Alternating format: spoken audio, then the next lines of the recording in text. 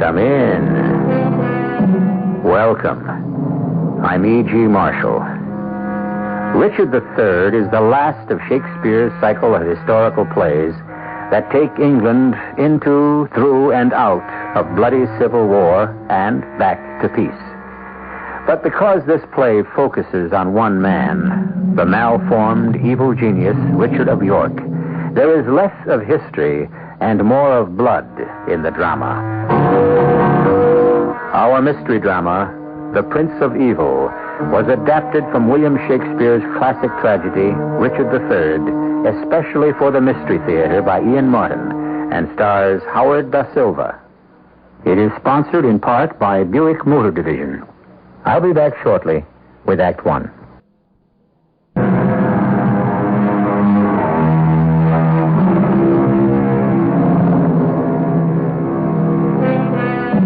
The bloodiest civil war in England's history gave Shakespeare the chance to produce the bloodiest villain in all its history, but a fascinating villain. For in spite of all his physical drawbacks, he was a man of such magical and magnetic charm that few, men or women, could credit the depths of depravity he admitted only to himself. A man of sardonic wit and humor. Hear him as he comments on what seems to be the arrival of peace at last with Edward, his brother, of the House of York, seated safely on the throne. Now is the winter of our discontent made glorious summer by this son of York. My brother, how different to me. My arm shrunk like a withered shrub, a mountain on my back, legs of unequal size, deformity marks my body. When I came from the womb, women cried, "Oh, Jesu, he is born with teeth." And so I was, that I could snarl and bite. Then, since my body has been shaped so, I'll shape my mind to fit it. I have no brothers. I am like no brother, and the word love is full unknown to me. Since I have no joy upon this earth, I'll make my heaven to dream upon the crown, which stands some steps from me. But King Henry and the prince his son are gone, by my hand. My brother the present king is sickly, and his mind well poisoned against my other brother.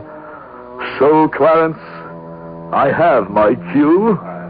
Your turn is next. Hold you! Guard! Clarence, what is this armed guard that ring you?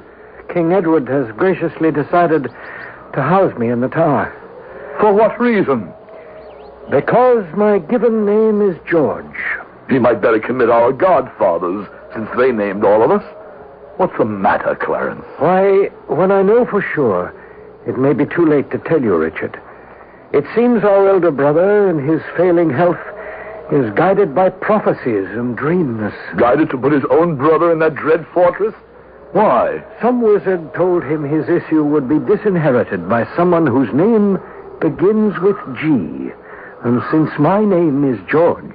What nonsense is this? It could not happen except where men are ruled by women, as is Edward by his queen.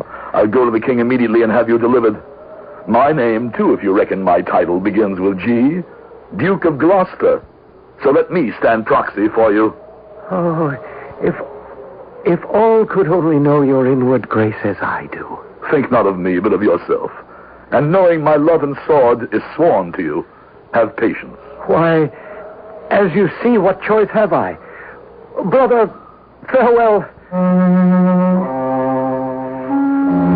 Go, brother.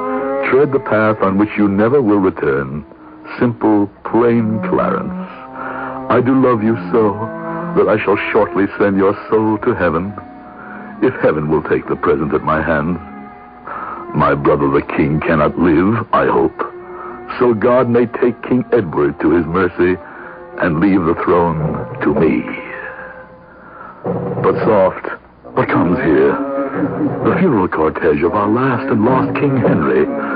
Then I must woo and win this widowed Anne who follows it, for she must be my ally and bring me her family's support. Stay! You that bear the coffin, and set it down. What black magician conjured you up, butcher? To one side, hedgehog! Villains, set down the corpse. Or by the living God, I'll make a corpse of him who disobeys. What? You tremble. Are you all afraid? Alas, I cannot blame you. For what mortal eye can look upon the devil? Continue all of you to the grave.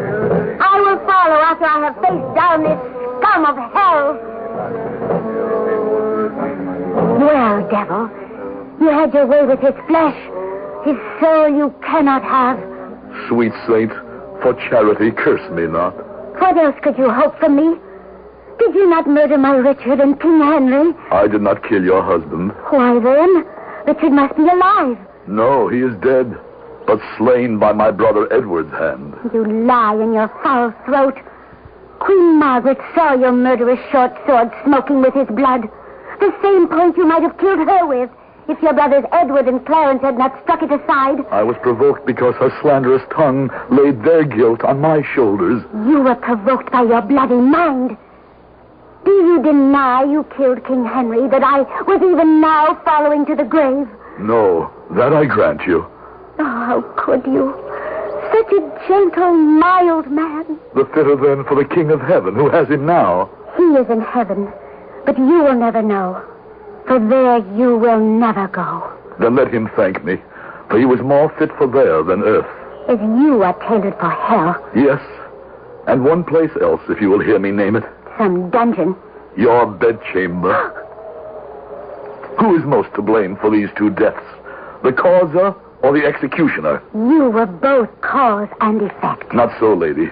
Your beauty was the cause that haunted me to undertake the death of all the world, so I might live 1 hour in your sweet bosom. If I thought that, I would take my nails and rip my face to shreds. I took your husband only to help you to a better one. Who? Myself. You? Oh, out of my sight. You infect my eyes. No. I beg you. Your lips were made for kissing, not for such contempt. If you cannot find it in your heart to forgive, here is my sword. And here my breast, naked as I kneel. Plunge it in my heart. I humbly beg my death. No, do not pause, for I did kill King Henry, but it was your beauty that provoked me. Come, strike. I stabbed your husband Edward, but it was your beauty that drove me to it. Take up the sword again, or take me up. Rise, liar. For all I wish your death, I cannot be your executioner. Then bid me kill myself, and I will do it. I wish I could read your heart. The answer you heard from my lips. I am afraid that both are false. Then never was there a true man. Enough. Put up your sword. So then, I've made my peace. We shall see. But I may live in hope. As all men do, I trust.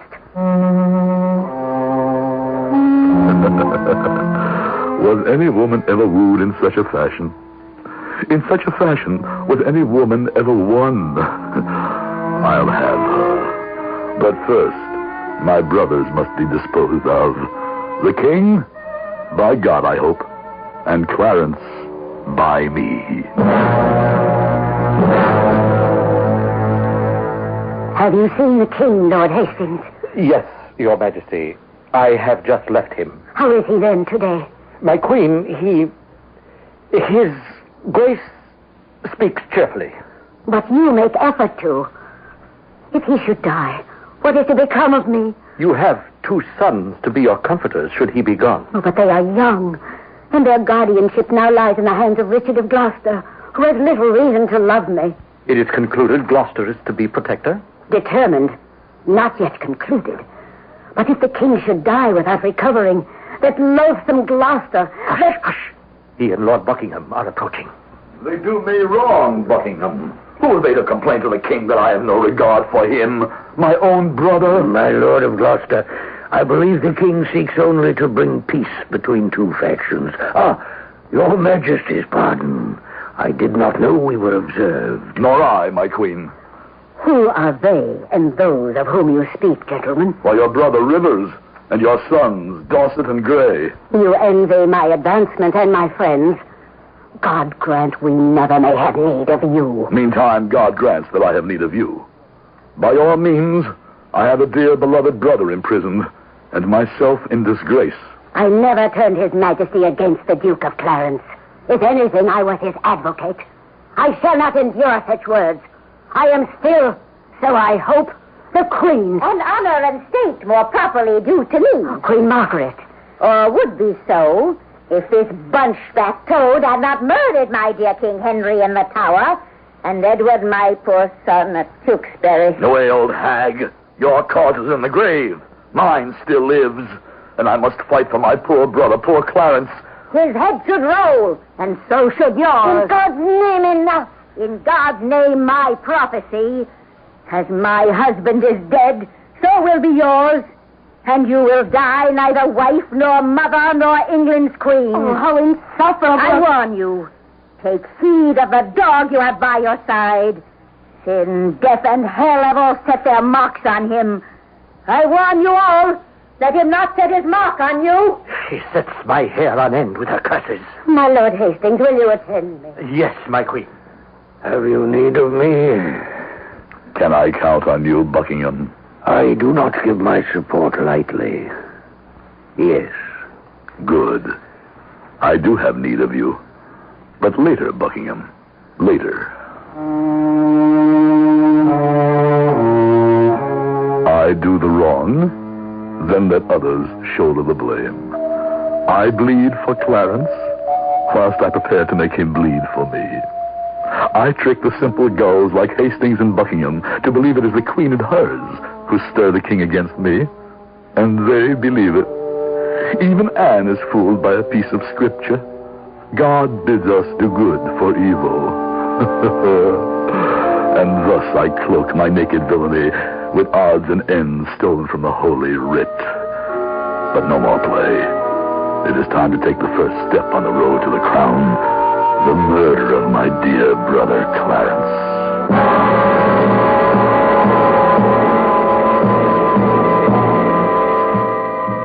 The villain supreme. A man who can surmount the impossible odds of his own misshapen body and soul, and yet by the magic of his charm and guile, blind everyone, including his prospective victims. I shall return shortly with Act 2.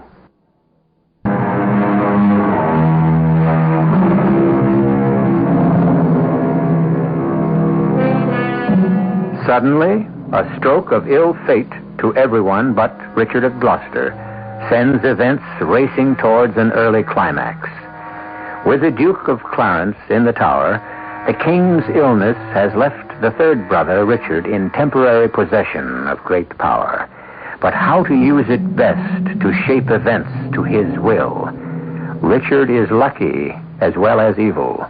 Events do the shaping for him. He is called to the dying king's bedside. So that my soul may go in peace, I am repenting all my sins. I have called all near and dear, and those whom strife has put apart, to meet here by my bed, so that the last act of York shall be to bring peace. Who is bid to this council? My Queen Elizabeth, her brother and sons, Hastings, Buckingham, others, and most of all you, dear Richard, and poor George. The Duke of Clarence? He will be hard put to it to attend. I know, since I, in anger, sent him to the Tower, but here, take this. What is this paper? My full pardon, and the order for his release. The pity is that you did not... No, do not chide me, Richard. I repent my anger, and only hope it is the will of God that you can bring him here in time. I will make such haste as is necessary, if I am not too late. Too late for what? Why, Edward, these are sad days for you. Your mind does wander. Do you not remember the order for his execution? No, I never went so far. But he is not yet dead. There may be time to stop it. Trust me to make sure our brother's life is taken care of. By the king's hand, my lord. Can't you read, Tyrrell? Can't you see his seal, man? Aye, but... But what? Well, out with it. I would wish I had time to check, my lord of Gloucester. Here, you see where it reads, to require the immediate release of... Decease is a word. Decease. Do you think this concerns my brother, I would not give my own life if it were the other? Yes, but the king's brother, who would protect me... I will protect you, Tyrrell. I promise you I shall be a very good protector, since very soon I will sit upon the throne. Aye, very like, my lord. Since the king is sick and... And you hold a certain order in your hand, I should not like to see your name on one of the same. It shall be done, my lord. And with dispatch? It will. I know it will, for I shall... My orders are that I shall wait to know it is done.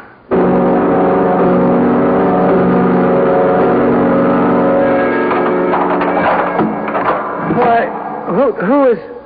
Oh, it is you, Sir John. I am sorry to bring you from your sleep. Not asleep. I would not spend another night like this for a lifetime of happy days. Come, sit by me a moment. I cannot. The time has come. What? Who are these men? Sorry, my lord. I only obey orders. No. If you love my brother, you cannot hate me. If the king has hired you for gold, go back again, and I will send you to my brother Richard of Gloucester, who will reward you better for the tidings of my life than the king will for those of my death. Do what must be done, lads. My lord, look behind you. Where? And strike.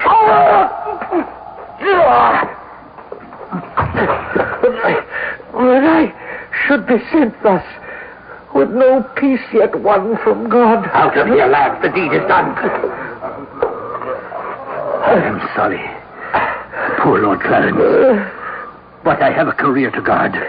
And my neck. Ave Maria. Fool. If you value that neck, finish the job. I cannot stab him again. I will not. What is that rat outside the door? A tub of Madeira wine. Is it full? Near to. Then help me. Lord! Oh, my dear God! If he must dream of something, let that be his quietus. Now help me lift him. And head first. Drown, Clarence. Edward choke on death. I'll be the only brother left with breath.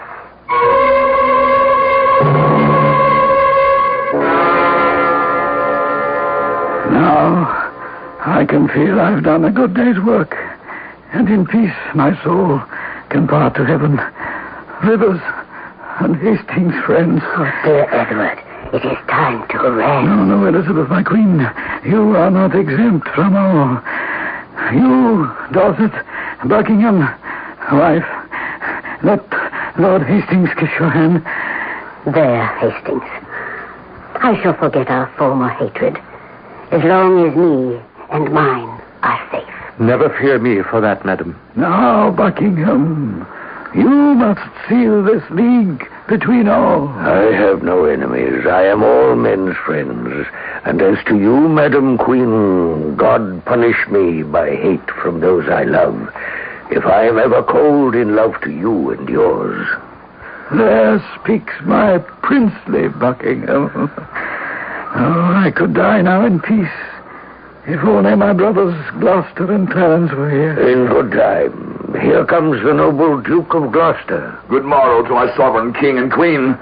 Why, brother, you must be gaining from the smiles I see around you. The king smiles. For such general goodwill and promises of buried enmity have been made that tomorrow should be kept as a holiday on this day forever after. If you shall join us, and gentlemen, Lord King, I beseech you to forgive Lord Clarence. Why, madam, you ask for love from me? flout me in the royal presence, knowing that our brother the Duke is dead? No, what? Clarence dead? No. Do I look as pale, Lord Hastings, as the rest? The blood has fled from all men's faces, as though afraid. As well all may be who look not to their skins, for blood will flow from this. Richard, I asked you. Clarence dead, but the order was reversed. Your first order, it seems, carried faster than the countermand. That arrived too late. Too late? No. Oh. Master, stand aside. Let me kill him.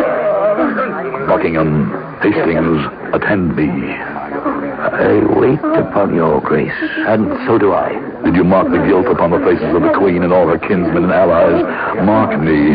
They urged my brother's death upon the king, but by God, with your help, I will revenge it. And will you stand by me? When the time comes, the king is not yet dead, but when it comes, long live the king, sire.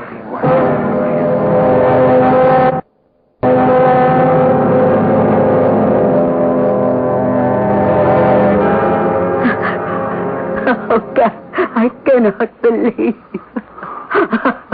So quickly gone. Sister, have comfort. All of us mourn the star that has been dimmed. None can set the torch to light his fire again, or cool the hurt by soothing tears. He is gone, but England still remains. We must take thought to her. What thought would you have in mind? While my Lord Buckingham and I have talked between ourselves and... But no, you tell our Queen, Buckingham. Tell me what? The succession, ma'am, must be secured. It seems to us that some small escort should be sent to Ludlow to fetch the young prince, your son Edward here, as soon as possible to be crowned king. Why some small escort, my Lord Buckingham? We have just bound up old wounds. There's danger in any show of force. Let us keep the peace orderly as your husband desired, and make the transition smooth. I do believe Lord Buckingham is right. He shall have my support. Lord Hastings, if you so believe, then you relieve me very much. The king made peace with all of us. The compact is firm with me. So be it. Madam, my thanks. Now, leave it to me who shall go to bring the boy here. I thank you for your help. For the rest, I go to the chapel to pray for my husband. Let those who will join me. My lord, whoever journeys to the prince, one of us must stay at home. I think it should be me, for while you are gone, I will have opportunity to set in motion all we have discussed.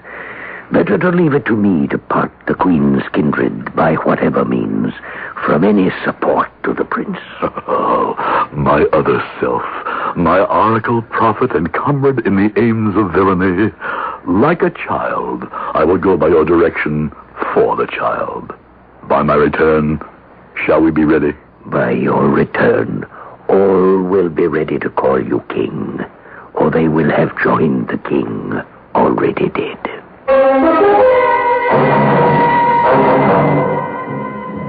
My Lord Hastings, have you heard any news of the Duke of Gloucester and my son? Oh, why, yes, Your Majesty. Last night, I heard they stopped at Northampton, and tonight will sleep at Stratford. You are sure my boy is well? Madam, as long as Hastings lives, you need not fear.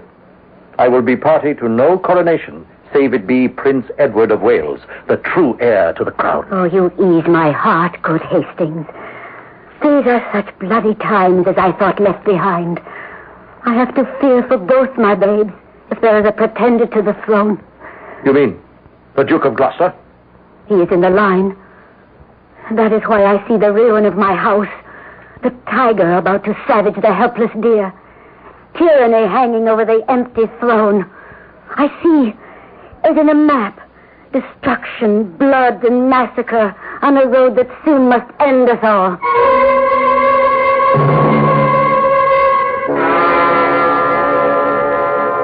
Good day, my Lord Buckingham. Shakespeare, greetings. What news do you bring? The Prince and the Duke of Gloucester are in London and will soon be here. So, well enough. And what about Lord Hastings? Have you sounded him out? He loved the father too well. I fear we cannot win him to any move against the prince's son. And Stanley? He will follow Hastings' lead. Then sound out Hastings again. And be bold. You know our purpose, and neither Gloucester nor I shall sway from it till it's accomplished. But how can Richard claim the throne while the little Prince of Wales and his tiny brother, the Duke of York, are still alive? Claim it he will, and mount it. But hold it. Now, there's another question, as long as the children live. That we must leave to Richard. Oh, my lord, I am afraid. And so am I. The storm sweeps us before it, each a cork. For Richard needs must head the House of York.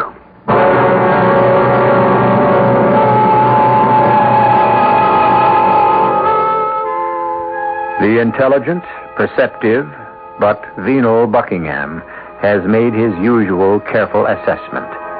To secure the throne he covets, Richard of Gloucester will bloody his hands even more, and heads will roll like tenpins. Even his wife Anne's, and one of the most sickening murders in history, the two young princes. I'll return shortly with Act 3.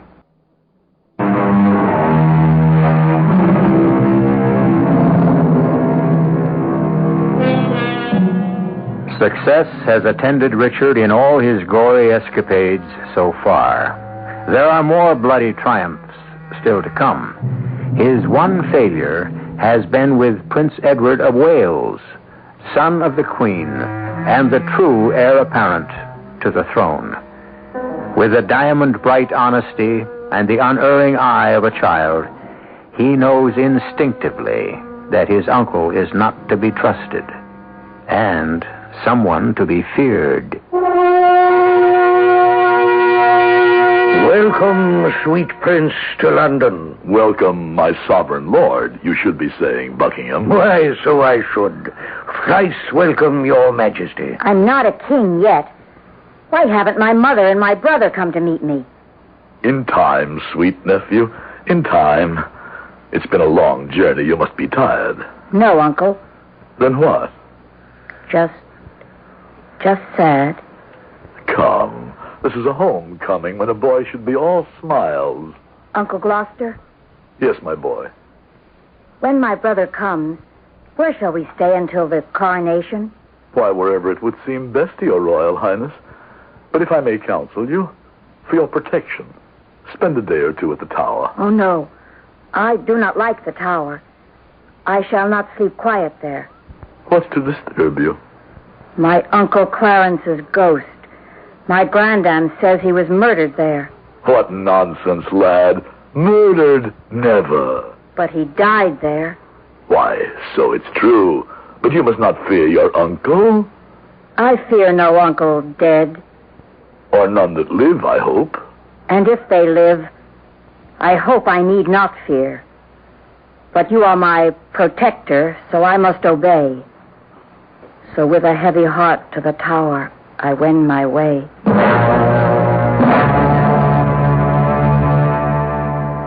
Well, Catesby, what news this morning in our tottering state? It is a reeling world indeed, Lord Hastings. And I believe we'll never stand up straight till Richard wears the crown. Gloucester, I'd have my own crown cut off by the neck than see the real crown so misplaced. Does he aspire to it? Oh, it is men of goodwill who aspire to see him accept it. Men who would welcome your support. And bar my poor dead master's heirs from their rightful descent, I'd fight that to the death. I would hope it will not come to that, my lord. You would excuse me. I must return to duty at the tower. Woe. Woe to England. I might have prevented this. My life safe in their hands. Oh, bloody Richard. I prophesy the fearful time to come. My head is on the block, but you will be torn from the heights and just as dead as me.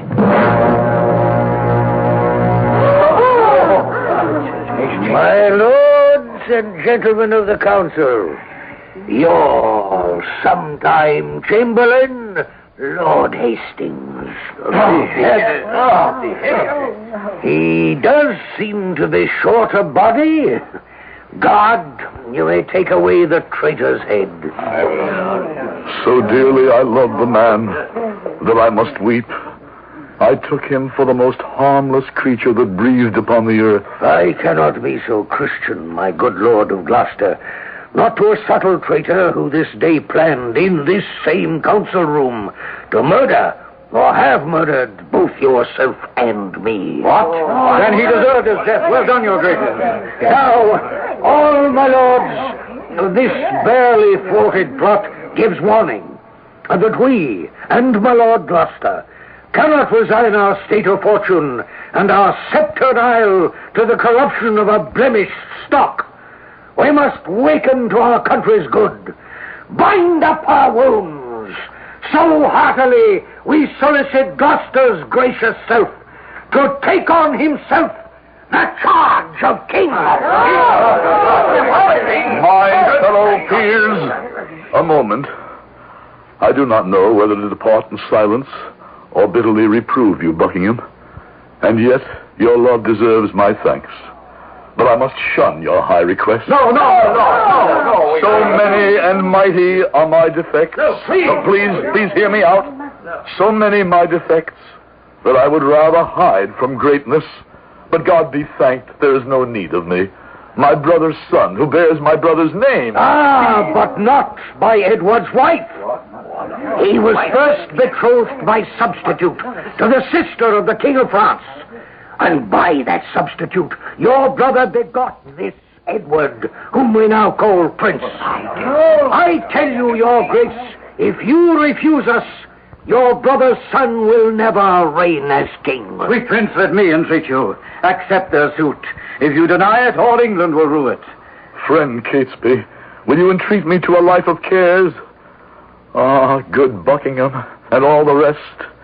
If you must buckle fortune on my back, to bear the burden whether I wish it or not, I must have patience to endure the load.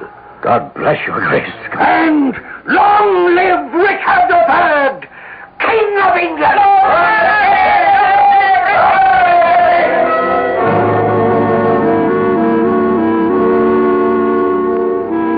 So now you are a queen, Anne. How sits the crown upon your head? Uneasily, Queen Mother.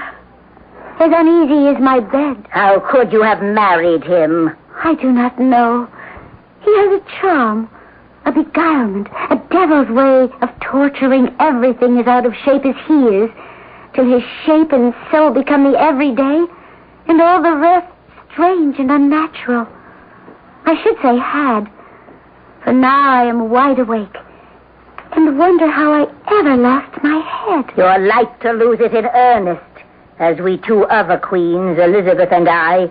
As for me, I can flee to France, but Elizabeth will never leave her babes imprisoned in the Tower. And you, where can you go? To join my first beloved, and hope it will be soon. I would rather die than have any man say of me as Richard's wife, God save the Queen. Well, Buckingham, by your assistance, King Richard is seated. But do I wear these glories only for a day? Or will they last so we can rejoice in them? May they live forever, your majesty. Nay. Now, Buckingham, shall I test if you are only current gold? Young Edward's still alive. That's true. Yet I would still be king. Why, so you are, and thrice renowned. And yet young Edward's still alive. Shall I be plain? I wish him dead, and his brother with him. What do you say to that? Your grace may do your pleasure. Suddenly you are all ice. Your kind love freezes. Tell me, have I your consent they shall die? Allow me a moment to consider, your grace. Why, let that be. There are more pressing things. Richmond has gathered an army against me and marches towards London. Young Henry of Judah. Did I not say the name? Stand aside, please. But of our other urgent business... I remember that Henry prophesied Richmond would be king. My lord, you promised me the earldom of Hereford. And if... What o'clock is it? Oh, why, 12. But about Hereford and its land. Step aside, sirrah. I'm not in the giving mood today. So he repays all my service with such contempt. I made him king for this. Now what will he make me? Oh, let me think of Hastings and fly to join Richmond, whilst my head is still upon my shoulders. Well, gentle Tyrrell, am I happy in your news? If to have done the thing you wanted will make you happy, be happy then, for it is done. You saw both young princes dead? I did. And buried? By the chaplain of the tower. I know not where. Well done, gentle Tyrrell. Now think what you ask of me, and come to supper to see it fulfilled. I thank your gracious majesty. Before then, I'll see you safe beyond this world, like my brother Clarence. His son is locked in a dungeon. The sons of Edward are locked in Abraham's bosom. And Anne, my wife, has bid the world good night. So I may marry Edward's daughter. My throne is safe, except for Richmond, that pretender from the house of Tudor. On now to Salisbury and to bring him low.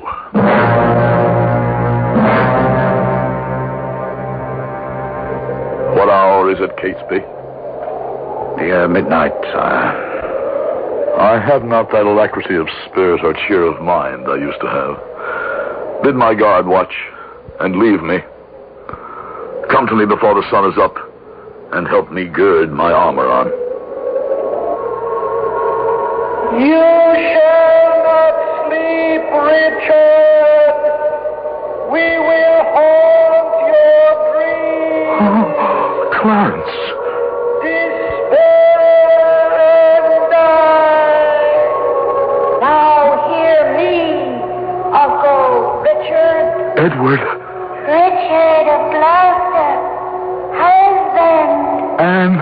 despair and die.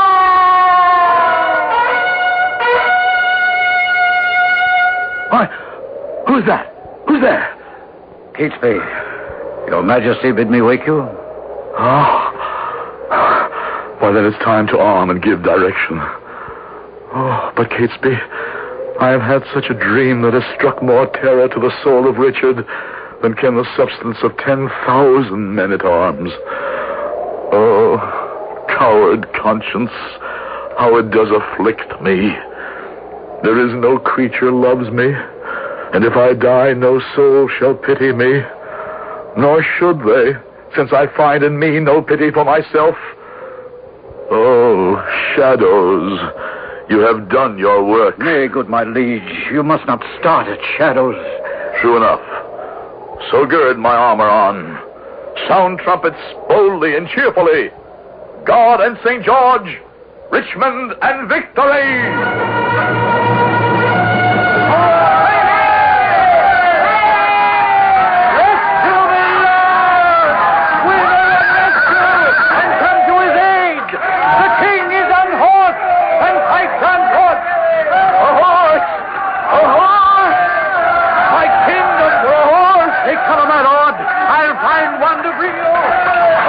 Set my life upon the throw of the dice. I will chance my fortune on that roll. Richmond, my lord! Here is Richard upon the ground!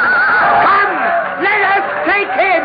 Richmond, I think there must be 6 of you in the field. For 5 I have slain already. I thought for you. A horse! A horse! My kingdom for a horse! Take him as we would a snake and trample him under!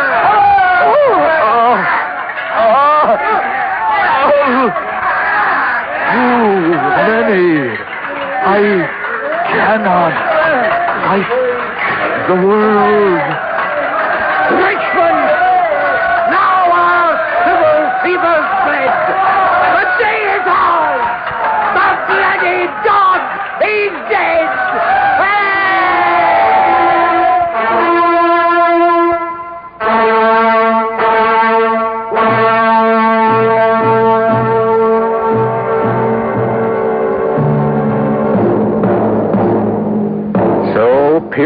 by 100 wounds and trampled ignominiously in the dirt under the horse's hooves, died Richard III, Prince of Evil.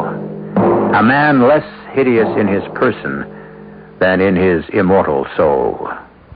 Small wonder he will never rest in peace.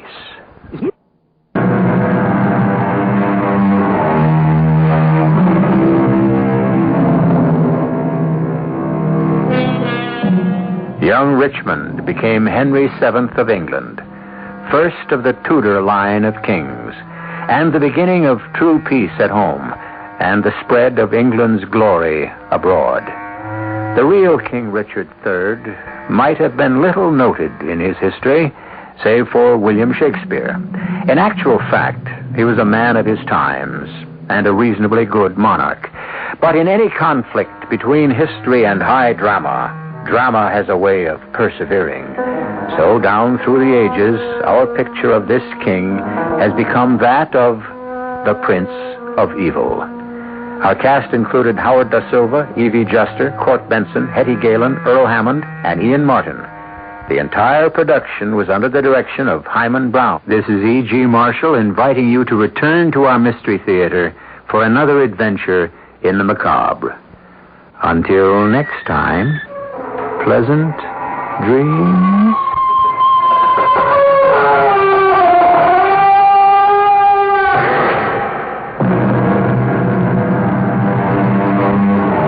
Tonight's WOR Mystery Theater was also brought to you in part by ShopRite Supermarkets, where you get a lot more for a little less.